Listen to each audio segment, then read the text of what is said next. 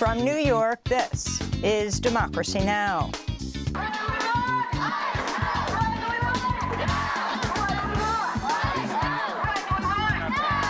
Residents of Biddeford, Maine, fill the streets in protest Monday following another fatal ICE shooting. In this case, a 26-year-old man, Juan Sebastian Guerrero.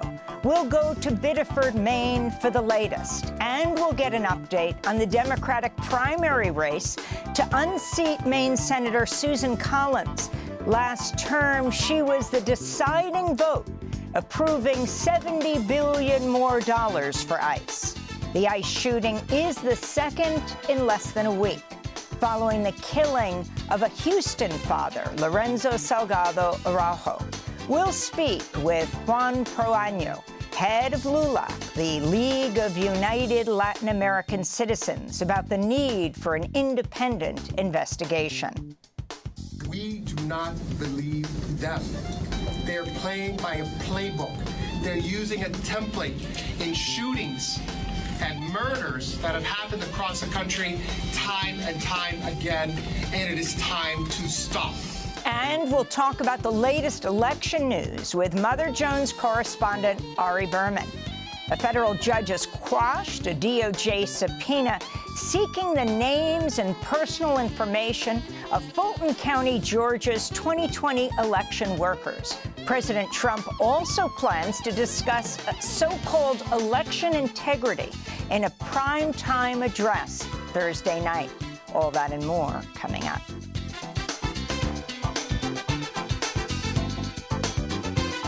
Welcome to Democracy Now!, democracynow.org, The War and Peace Report. I'm Amy Goodman. President Trump's announced the U.S. is reinstating its naval blockade of Iranian ports as the U.S. and Iran move closer to a return to all-out war. The U.S. has carried out another night of strikes on Iran, with U.S. Central Command saying it targeted, quote, coastal defense systems, missile and drone sites, and maritime capabilities, unquote. In addition, Trump has notified Congress that the U.S. is again at war with Iran, giving him another 60 days to attack Iran without congressional approval. Iran retaliated by attacking U.S. military sites in Bahrain and Jordan. In addition, Iran struck 2 oil tankers from the United Arab Emirates. An Indian crew member was killed, several others injured. While Iran maintains that it controls the Strait of Hormuz, President Trump announced a new plan for the U.S. to begin imposing a 20% fee on oil tankers and other ships passing through the strait. In a post on Truth Social, Trump wrote, quote, "The USA will be from this point forward known as the guardian of the Hormuz Strait," unquote. Trump gave no details about how this would actually be accomplished. At the White House, Trump claimed the U.S. would end up controlling the entire strait. They're wired differently, and we're not going to put up with it. We are just going forward. We're attacking them tonight. We're taking out all of their capability for anything having to do with the strait, with the Hormuz Strait. And I think in the end, we will end up just controlling the whole thing. Tensions are escalating between Houthi forces in Yemen and Saudi Arabia, testing a 4-year truce. On Monday, the Houthis, who are aligned with Iran, fired missiles at Saudi Arabia's international airport in Abha. Earlier in the day, the Houthis accused Saudi Arabia of bombing the international airport in the Yemeni capital of Sana'a. The Saudi-backed Yemeni government took responsibility for bombing the airport in Sana'a, saying it was done to prevent an Iranian aircraft from landing. Immigration agents fatally shot a 26-year-old Colombian man on Monday as he was driving to work in Biddeford, Maine. The man has been identified as Juan Sebastian Guerrero, the father of a 3-year-old daughter. One witness reported seeing agents drag Guerrero from his car after the shooting. One eyewitness said, quote, "He was bleeding profusely from the head. He was talking. He said, 'I tried to stop.'" At least 4 bullet holes were seen in the car's windshield after the shooting. Another neighbor said she heard a woman screaming at immigration agents, "You took her dad. You took her dad," unquote. The woman was with a young girl dressed in bluey pajamas who is believed to be Guerrero's 3-year-old daughter. Another neighbor said, quote, "I watched a wife fall to her knees looking at her husband's dead body on the ground. I watched a little girl crying with a little pink backpack on because she's never going to see her father again," unquote. Senator Angus King's office said the Department of Homeland Security has confirmed Juan Sebastian Guerrero was not the target of any warrant. The Maine Immigrants' Rights Coalition said Guerrero was authorized to work in the United States and had been issued a Social Security number. His death prompted protests across Maine, including outside the Maine offices of Republican Senator Susan Collins.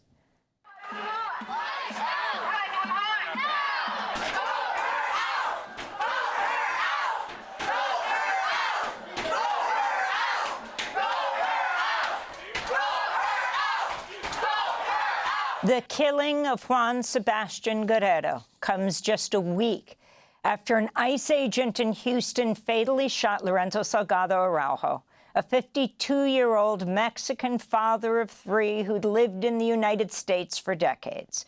The killings come amidst a major surge in ICE activity. ICE reported making 10,000 arrests over a 5-day period in late June. That's 2,000 arrests a day. Mexican President Claudia Sheinbaum is calling for criminal investigations into the deaths of 17 Mexicans in the United States amidst President Trump's sweeping immigrant crackdown. 14 of the Mexicans died in immigration detention, while 3 were killed by U.S. agents, including Lorenzo Salgado Araujo, who was fatally shot by an ICE agent in Houston last week. Sheinbaum spoke Monday in Mexico City. I want to tell you that today the Foreign Ministry will file complaints with the U.S. Department of Justice and state prosecutors' offices in the United States over the deaths of 17 Mexican nationals, including the most recent one who was practically executed.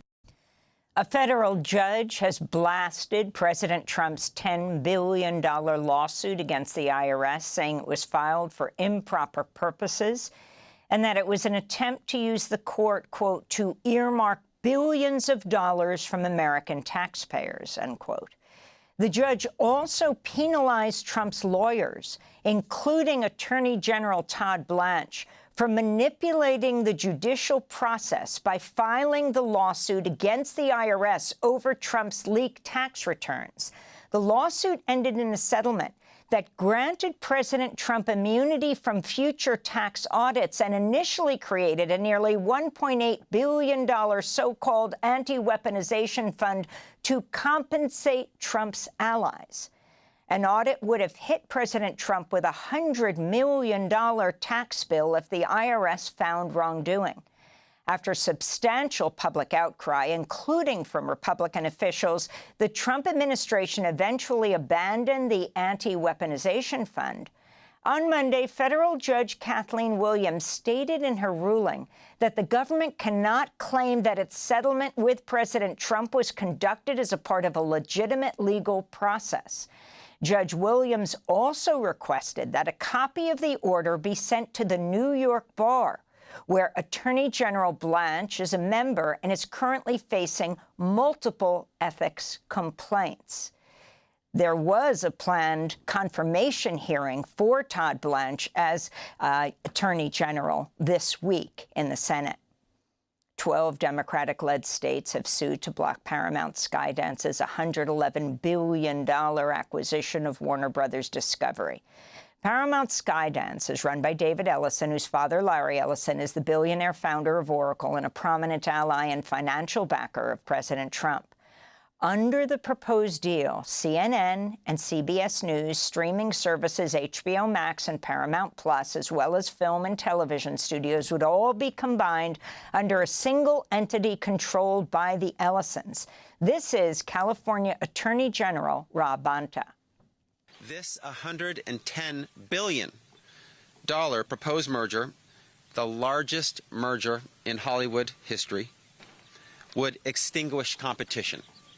It would result in higher prices, lower content quality, and fewer movies and TV shows. I'm proud to lead 12 attorneys general across the country to put an end to a merger that, let's just say it simply, breaks the law.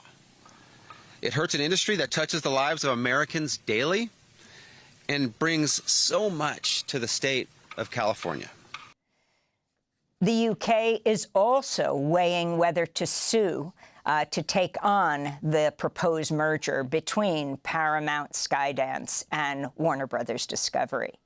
U.S. Secretary of State Marco Rubio has announced new plans for the United States to, quote, systematically disable, unquote, the International Criminal Court brick by brick.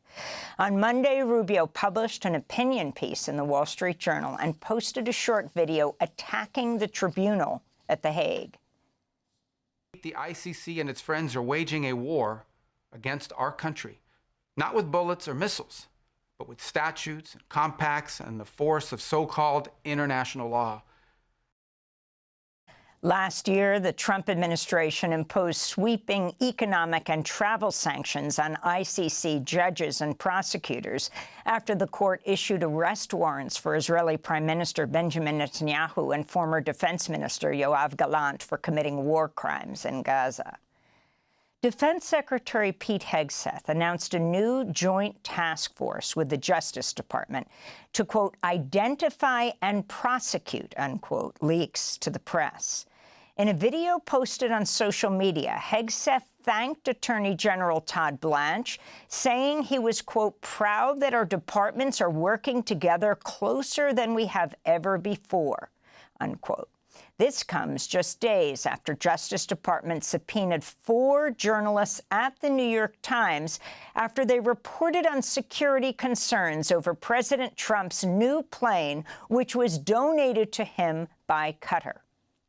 In other press freedom news, U.S. border agents seized the electronic devices of journalist Max Blumenthal after he flew home from a reporting trip to Iran where he covered the funeral of Ayatollah Ali Khamenei. Blumenthal, who's the founder of the Gray Zone, said agents also interrogated him. He said, quote, the seizure of my devices was a clear act of intimidation aimed at deterring me and others from doing further critical reporting from Iran about the illegal war ravaging the country, Blumenthal said. President Trump signed an executive order Monday drastically reducing the size of 2 national monuments in Utah by more than 90%. The Bears Ears and Grand Staircase Escalante National Monuments in southern Utah are considered sacred by Native Americans and span more than 3.2 million acres, which is nearly the size of Connecticut. Critics say the order opens up thousands of acres of protected land to developers and the oil and gas industry. South Carolina's governor appointed Darlene Graham Nardone, the sister of the late Republican Senator Lindsey Graham, to replace him and serve out the rest of his term, which ends in January. Senator Graham died over the weekend from an aortic tear. With her appointment, Nardone becomes South Carolina's first female senator. She has never held public office before. In climate news, the National Weather Service is forecasting dozens of temperature records in cities across the U.S. will be tied or broken today and tomorrow. Meanwhile, a new study finds that a heat wave in England and Wales last month killed about 2,700 people. During a 3-day peak, an estimated 440 people died per day due to heat-related causes. This is Claire Barnes, a research associate at the Imperial College in London. I think the first important thing to take away from this study is that we are now seeing really dangerous levels of heat. This is not go out and play in the sun weather. This is something we all need to be aware of the risks of. And the other thing we really need to remember is that this is not naturally occurring heat. This has been supercharged by human-caused warming. The operator of the Keystone Pipeline, a company based in Canada called Southbow, has agreed to pay nearly $27 million in civil penalties over the 2022 oil spill, which dumped nearly 13,000 barrels of heavy crude oil into a creek in rural Kansas. Under the agreement with the federal government, the company would also spend about $40 million to prevent future accidents. The EPA's assistant administrator for its enforcement office said, quote, "The oil spill blanketed land and water, rendering the waterway lifeless and useless and requiring extensive cleanup and remediation. The substantial penalty reflects the seriousness of the environmental harm," unquote. And the pro-Palestinian activist and philanthropist Fergie Chambers has been arrested in Spain after the United States requested his extradition. Chambers is an heir to the multi-billion-dollar Cox family fortune. For years, he's used his inheritance to fund leftist and pro-Palestinian groups. According to the indictment, he faces charges including providing funding to Palestinian militant groups. His family denied the charge and said Chambers is a victim of political persecution. And those are some of the headlines. This is Democracy Now!, democracynow.org, The War and Peace Report. I'm Amy Goodman in New York. Democracy Now!'s Juan Gonzalez joins us from Chicago. Hi, Juan. Hi, Amy, and welcome to all of our listeners and viewers across the country and around the world. We begin today's show with the fatal shooting of Lorenzo Salgado Araujo, the 52-year-old father, husband, small business owner, originally from Mexico, killed by an ICE agent last Tuesday in Houston, Texas, during his early morning commute to work at a construction site. First-hand accounts from the men who were also in his van that morning continue to refute claims by ICE officials that Araujo allegedly posed a threat to the agents and attempted to ram them with his van. The three men are currently detained by ICE and are facing deportation. They're all reportedly undocumented from Mexico and had lived in the U.S. for decades. The New York Times reports two of them spoke at length with Democratic Congresswoman Sylvia Garcia, whose district includes Houston, and told her that the shot that killed Araujo was fired into the front passenger side window. One of the men is Araujo's younger brother, Victor Salgado Araujo. The Department of Homeland Security last week acknowledged that Lorenzo Araujo was targeted by mistake and that federal agents were in fact searching for a different person. This all comes as his family and advocates are demanding an independent investigation amidst fears the Trump administration will attempt to conceal or tamper with evidence. ICE says none of the agents involved were wearing body cameras at the time of Araujo's killing. The New York Times reports there have been at least 22 shootings involving federal immigration officers since Trump returned to office. 6 people, including 3 U.S. citizens, have been killed. This all comes as the White House has demanded an increase in immigration detentions, ordering ICE officials to make at least 2,000 arrests per day. The end of June, beginning of July, there were 10,000 arrests in 5 days. From where we go to Washington, D.C., where we're joined by Juan Proaño, CEO of LULAC, the largest and oldest Latino civil rights organization in the United States. Juan, thanks so much for joining us. You were there in Houston. Now you're in Washington. Can you talk about what we understand at this point happened to Lorenzo Araujo? Well, Amy, thank you so much for having me, and good morning, Juan. I think, it's been widely reported. My perspective is that ICE was casing Magnolia Park, which is a 97% Hispanic community. They were hunting for Latinos. They saw a brown man, a Latino man, driving a work truck, and they followed suit. We all know now what the deadly consequences of that are, and ICE has been, walking back every statement that they've made They said initially it was a targeted enforcement action. They said that he used his vehicle as a deadly weapon. They said that, the officers acted basically in self-defense.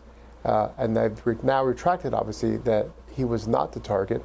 But then they stated that there were 2 other men that were targeted, and they let slip that those men were of Guatemalan descent. But everyone in that van was actually a Mexican national. There was no damage to the front end of the vehicle, the back end of the vehicle, the side panels. There's a black skid mark from the black SUV that they used to pin that car to the sidewalk. And I think most egregious of all those things was the fact that once he was on the ground prone, we've seen the videos, we've seen his cries for help. He knew that he was dying.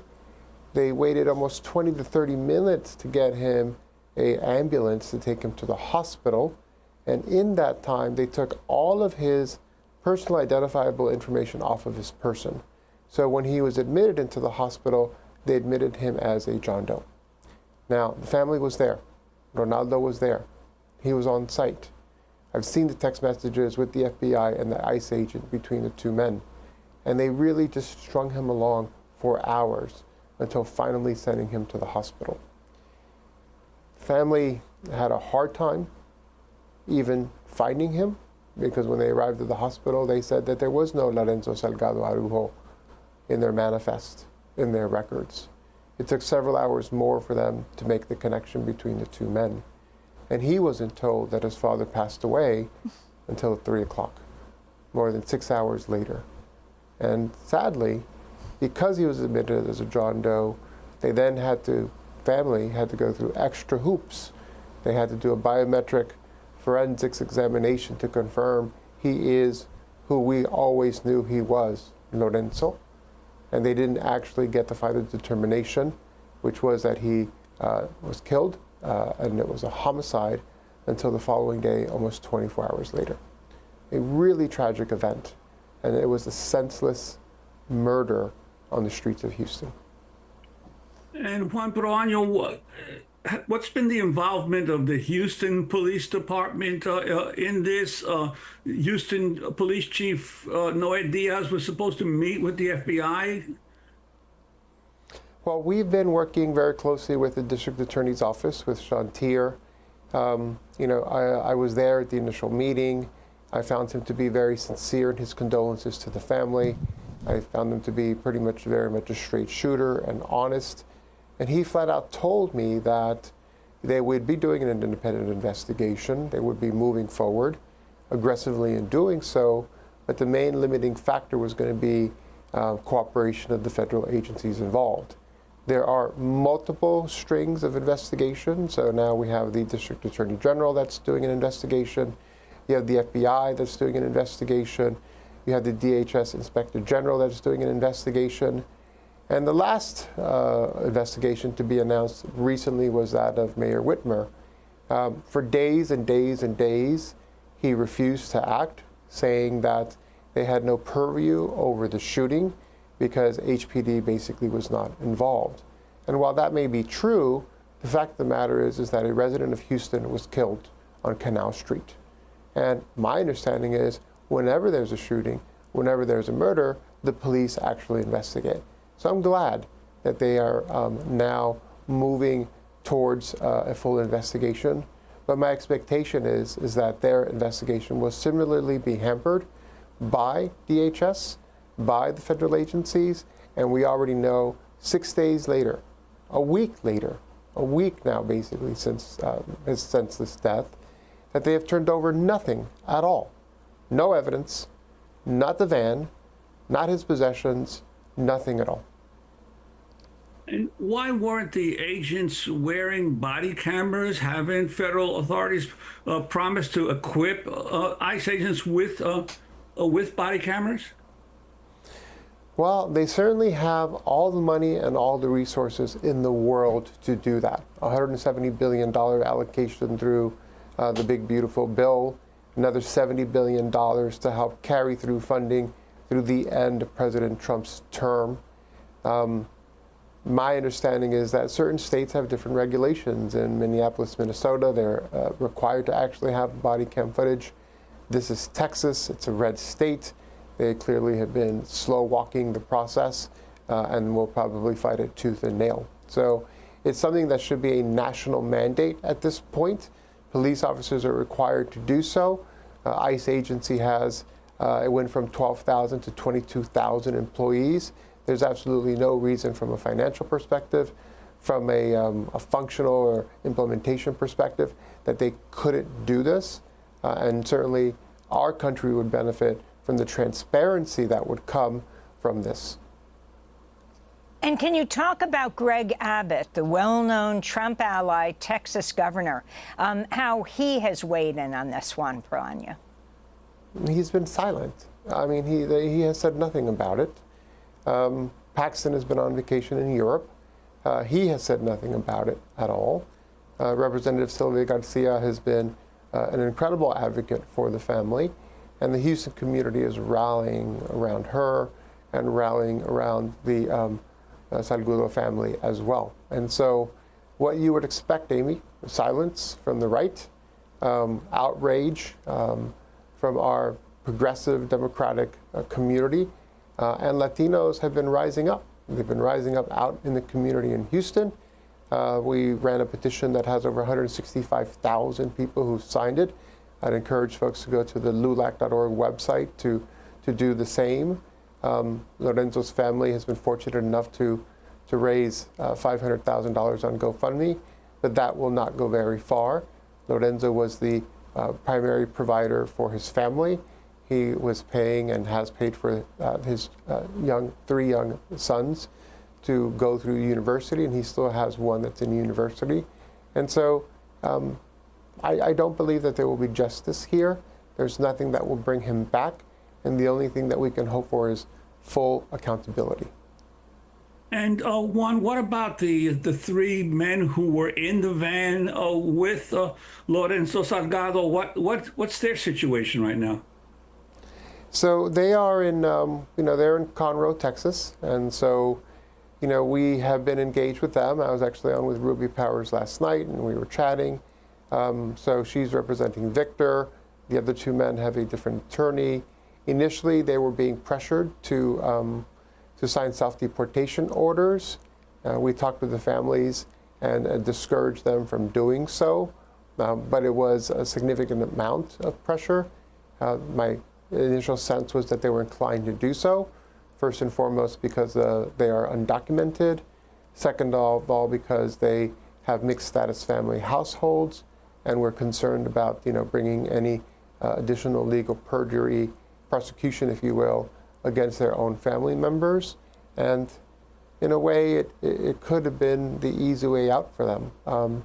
But the fact of the matter is that we need them to stay in the United States. They are witnesses to a crime, and the only witnesses to what actually happened on that day. Of all the video footage that we've collected, nothing actually shows the actual shooting itself. And so that's one thing that we lack in this particular case. And Juan Proaño, before we go, we're going to go up to Biddeford, Maine for our next segment. But you are the CEO of the largest and oldest Latino civil rights organization in the United States. You represent the whole country. And yet another Latin American immigrant, this person, 26 years old, apparently had work authorization. Not that that should be an issue when it comes to being shot dead in the streets, was shot dead as he drove, the father of a 3-year-old, as he drove to work. Your final comments on reeling from this one in Houston, this killing, to what's happened in Biddeford. Well, thank you, Amy. I have to tell you that these both have hit me really hard. Lorenzo was 1 year younger than I am. He was 52. I'm 53. Joan in Biddeford, Sebastian, is Colombian. My mother's from Colombia. My family is from Colombia. 26 years old, as you said, a father of a young girl, 3 years old, and a beautiful wife. And it's a senseless tragedy. The same circumstances, Amy. He was targeted initially targeted by mistake, okay? The officers were not in any jeopardy at all. They actually were the aggressors here, trying to open the vehicle, as he plainly said he was trying to actually stop. The fear in the community is prevalent. And it's my honest belief, and if you take a look at the numbers, that they are targeting Latino men. Of all the people currently in detention, 80 to 90% of them are Hispanic men, predominantly from Mexico, Honduras, Venezuela, Nicaragua. It is the majority, significant majority, and the escalation has been significant. Biddeford is a small town. It is 22,000 people. It has about 550 Hispanics. If they are hunting immigrants in Biddeford, Maine, and in Houston, just imagine what they're doing across the country. It has been underreported since the killing of Renee Good and Alex Preddy. Let's be clear about that. You mentioned early on, right? 2,000 men, 2,000 detentions over the course of a week, 2,000 per day. But we haven't raised this enough. It is a critical moment in this country. We are not leading. This is not leadership, and it is time to demand change. Juan Proaño, we thank you for being with us. CEO of LULAC, the oldest, largest Latino civil rights organization in the United States, joining us from Washington, D.C. Coming up, we go to Biddeford, Maine, to talk about the ICE shooting of 26-year-old Joan Sebastian Guerrero. We'll talk about that. Also, the senatorial race, where the longtime senator, Republican Senator Susan Collins, whose offices were protested yesterday, was the deciding vote for tens of billions of dollars more for ICE. This is Democracy Now!, back in 30 seconds.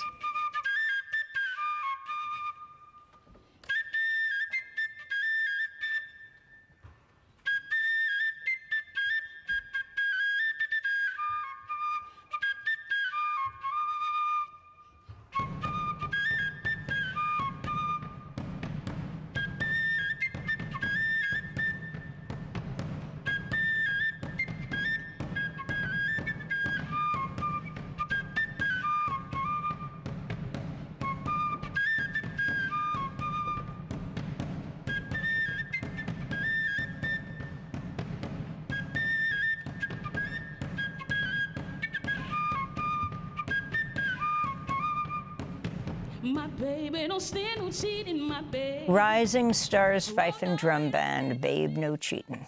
This is Democracy Now!, democracynow.org. I'm Amy Goodman with Juan Gonzalez as we turn to Maine, where immigration agents fatally shot a 26-year-old Colombian man on Monday as he drove to work in the city of Biddeford. The man has been identified as Joan Sebastian Guerrero, the father of a 3-year-old daughter. One witness reported seeing agents dragging him from the car after the shooting, which was also visible in CCTV footage. Another eyewitness told the Portland Press-Herald, quote, he was bleeding profusely from the head. He was talking. He said, I tried to stop. At least 4 bullet holes were seen in the car's windshield. After the shooting, another neighbor said she heard a woman screaming at immigration agents, you took her dad, you took her dad. The woman was with a young girl dressed in blue pajamas, who's believed to be Guerrero's 3-year-old daughter. Another neighbor said, quote, I watched a wife fall to her knees looking at her husband's dead body on the ground. I watched a little girl crying with a little pink backpack on because she's never going to see her father again, unquote. Maine Senator Angus King's office said the Department of Homeland Security had confirmed that Joan Sebastian Guerrero was not the target of any warrant. The Maine Immigrants' Rights Coalition said he was authorized to work in the United States and had been issued a Social Security number. His death prompted protests across Maine, including outside the offices of Republican Senator Susan Collins. Last term, she was the deciding vote in approving $70 billion more for ICE and Customs and Border Protection.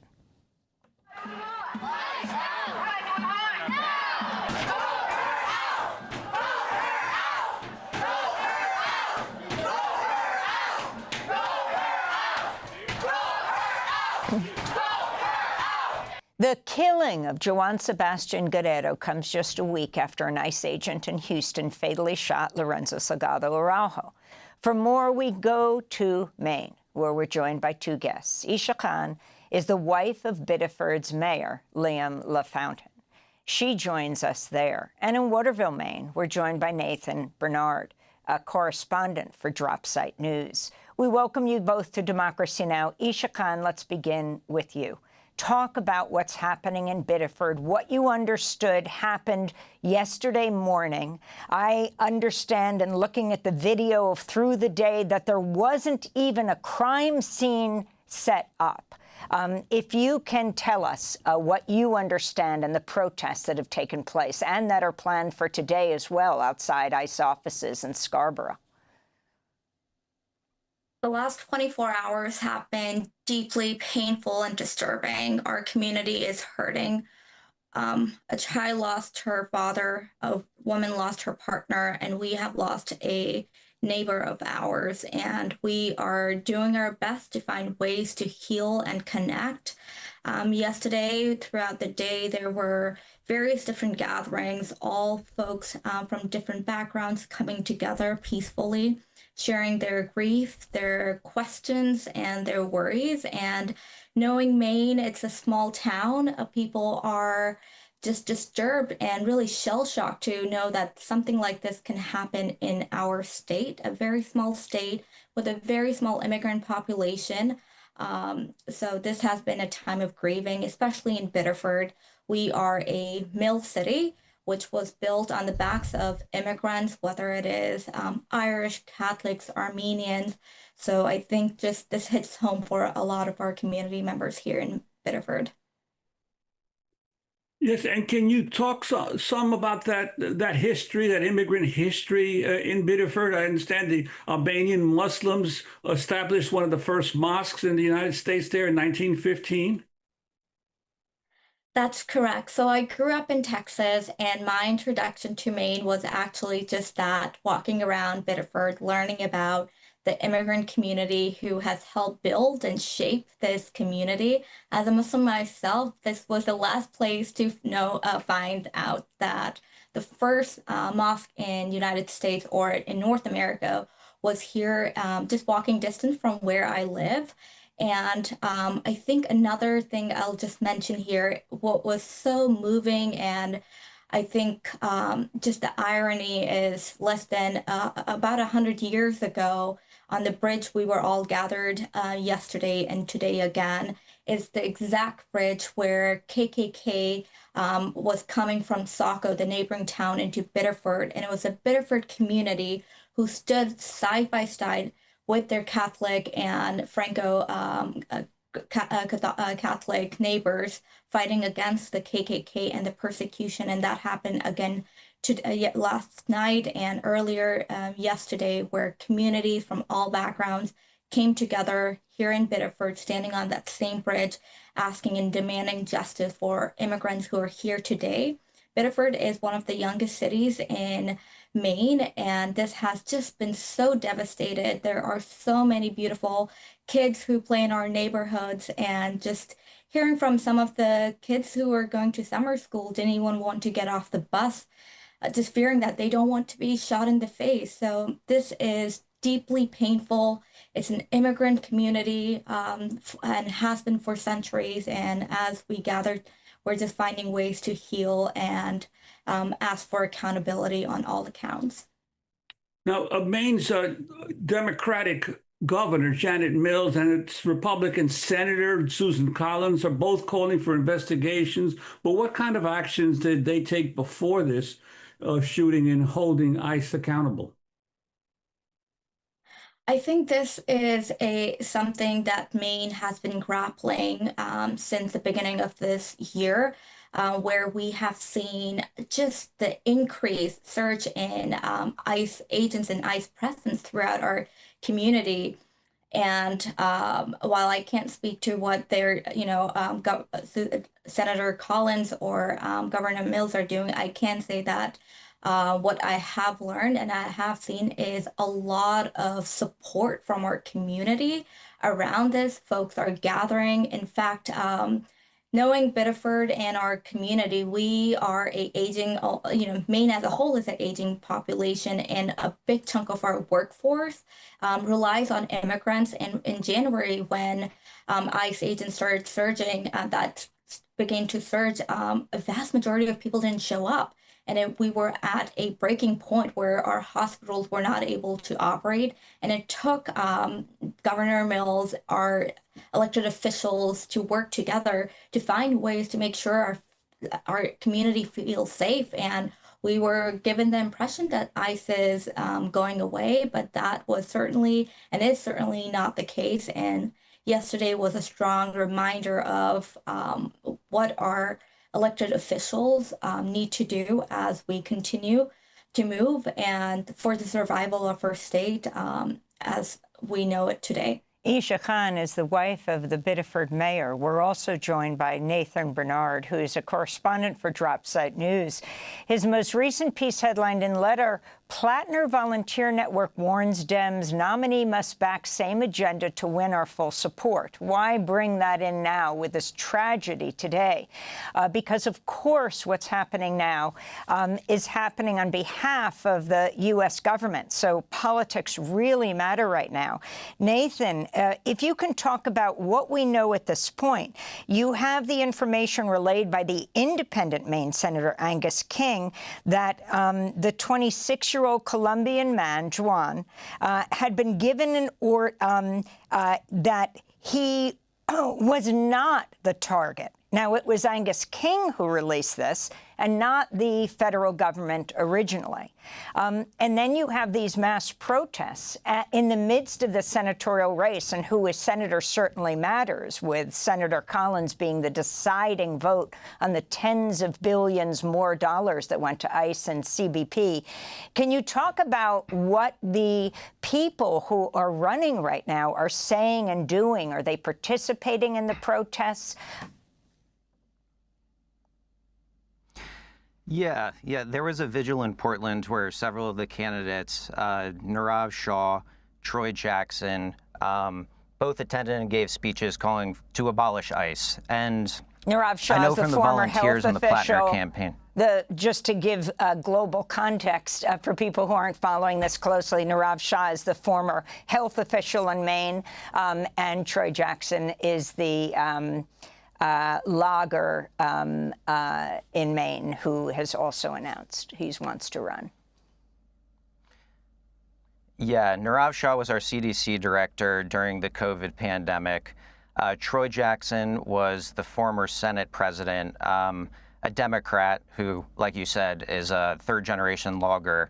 I think there's a lot of angst. There's a lot of frustration with Susan Collins. Not only did she vote to fund ICE with another $70 billion, she was the deciding vote for that. And when that $70 billion passed, there was no accountability. I mean, just like we saw in Houston, the ICE agents there were not wearing body cameras. The ICE agents in Biddeford were not wearing body cameras. And just like Isha was talking about, this is the community. Community is having to watch these folks. Community is having to document ICE's actions. And a big push from the volunteers from the Plattner campaign and voters all across Maine are that they don't think there is a way to reform this agency. They think it needs to be abolished. They think that no more funding should go to ICE. And we see when more funding does come to ICE, what happens. The funding was just released. We now have a death, a tragic death in Houston. We have a tragic death in Biddeford, Maine, a big city and a small town in completely different parts of the United States. So I think people want to hold Susan Collins accountable for her role in this. And when we look at accountability again, DHS in Boston is now going to investigate what happened here in Maine. So we have DHS investigating DHS. It's a situation where all of the candidates I shouldn't say all the candidates, the majority of the candidates that are running right now know that if they're going to get the support of the 150,000 voters who just voted for the Plattner campaign, a platform of economic populism, progressivism, built from the grassroots, that they're going to have to express intent explicitly to end the mass deportation system that we have. So it's going to become a huge issue. It already was a huge issue here in January. There was an enormous rally in Lewiston, Maine, the day that Alex Preddy was killed under very similar circumstances. And we've seen so many instances of this across the country. And I really think that now that this has come to Maine in such a visceral, violent way, that it's going to become a huge issue in the Senate campaign. And Nathan, you talked about back in January, that's when the Department of Homeland Security initiated Operation Catch of the Day in Maine. And you talk about the arrest that happened then, and also about the change from last year to this year in ICE tactics. Before they were doing well-publicized raids with Kristi Noem, the head of Homeland Security, actually participating and bringing the media with her. Now they're actually trying to do it more quietly, but at the same time ramp up the number of arrests per day? Yeah, I mean, I believe Amy noted that the agency, ICE, is looking to make 2,000 arrests a day. And when Operation Catch of the Day happened here in January, when the surge happened, they detained somewhere around 200 people. Only, I believe, 10 or 11 of those people allegedly had any sort of target. They were the target of any sort of warrant from ICE. Many of them were immediately pulled from their families, sent to out-of-state detention centers, and it happened so rapidly, and in that time, a very public way. I mean, it's the same as in Minnesota, where it's as much of making a spectacle and a show of these detentions in the most disgusting, gruesome way possible to show that they're getting close to hitting their numbers, that it really hasn't, in my eyes, become any less public. Now, I know that Susan Collins took credit for ending Operation Catch of the Day. Back in January, she said that this was all going to come to an end, and she took credit for it ending. On the back end of that, again, she funded another $70 billion to ICE without any strings attached. So those things are such at odds with one another. And even after the Operation Catch a Day slowed their tactics and operation, there were still hundreds of calls coming in about ICE in our communities. ICE never left Maine. And I think that what happened with Juan Sebastian Guerrero is a perfect case of showing that they never left, and they're just as violent. He was not the target of a warrant from ICE, not that it should matter, but he was literally just going to work in the morning to let his family have a dignified life, to put a roof over his 3-year-old daughter's head, his wife's head. There's so many, again, going back to community eyewitnesses accounts that have come out not just on this case, but across the months since January, that have shown that ICE is still here, they're still active. And with the killing of Guerrero, it's so tragic that there's no way, aside from us, the people living in Maine, to show what happened here. So the operations never slowed, really. Maybe they become less public. They didn't become less violent. We will continue to follow this and the so-called investigation that's taking place. Nathan Bernard, correspondent for Dropsite News, will link to your latest piece in letter. Plattner Volunteer Network warns Dems nominee must back same agenda to win our full support. And Isha, Khan, we thank you so much for being with us, wife of the Biddeford mayor, speaking to us from Biddeford. This is Democracy Now! When we come back, major election news. President Trump is expected to give a primetime address on so-called election integrity Thursday night. And the DOJ has quashed a subpoena investigating election results from 2020 in Fulton County, Georgia. Stay with us. Soy el terreno invadido, naturaleza robada. Soy pensamiento indebido, grito de voz silenciada. Soy el dolor que no siente.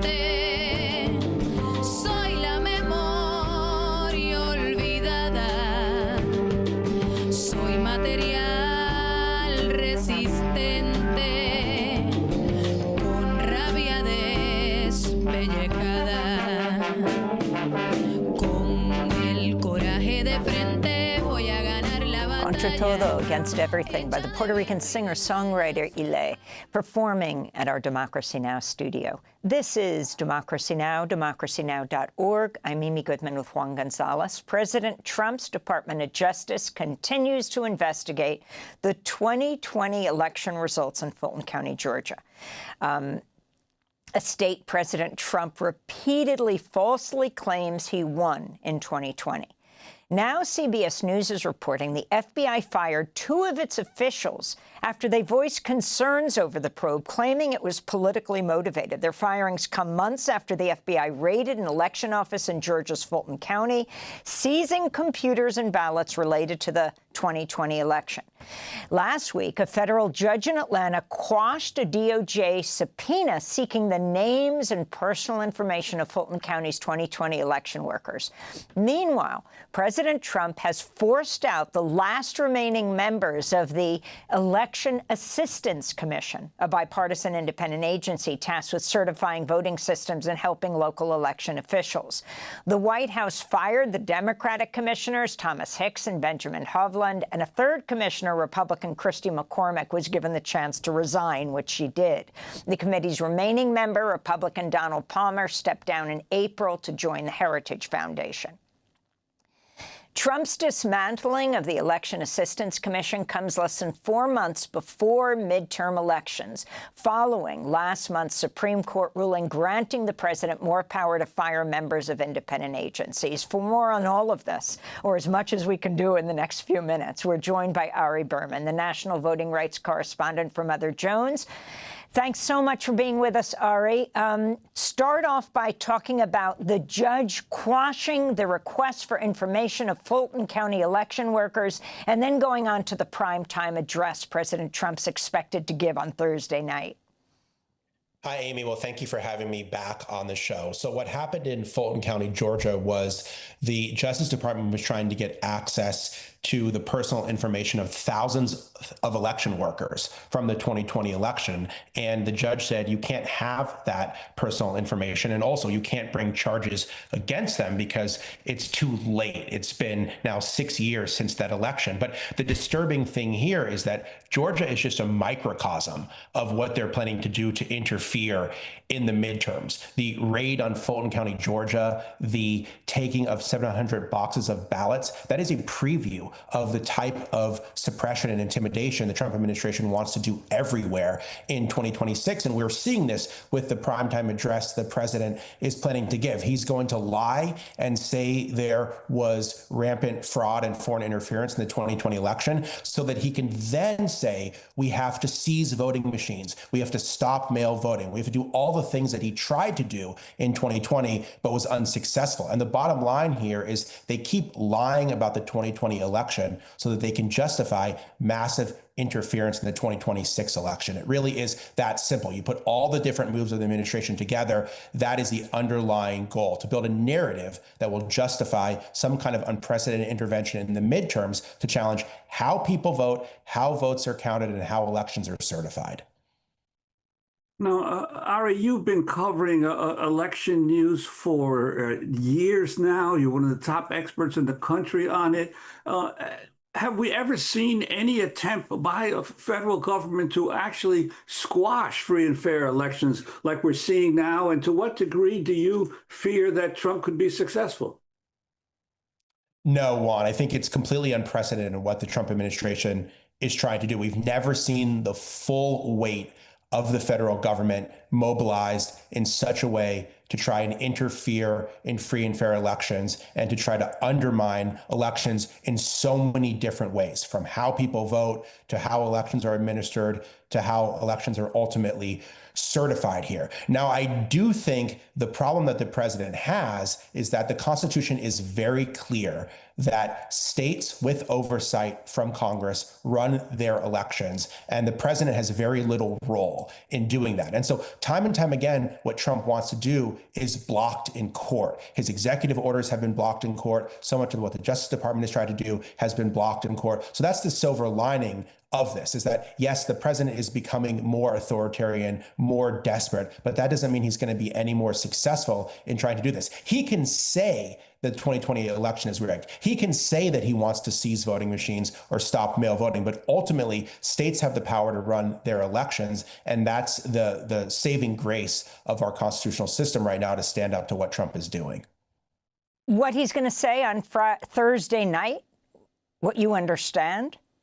Well, what I understand is he's going to allege foreign interference in the 2020 election, which has been extensively studied. There was no evidence of interference in that election. If there was any interference, it was Russia trying to help Trump, but there was no evidence that Iran or Venezuela or China or the other countries that Trump is going to name interfered in that election. But he's going to say they interfered so that he can create the predicate for then interfering in the midterms, to say, I can now have the power to seize voting machines. I have the power to shut down mail voting. I can try to put in place proof of citizenship to register to vote. He can't unilaterally do any of those things, but he's going to try to claim dictatorial power for himself through the propaganda that his administration is generating to try to lay the predicate for some kind of dramatic intervention of the midterms. And that's something that we all need to be very vigilant about.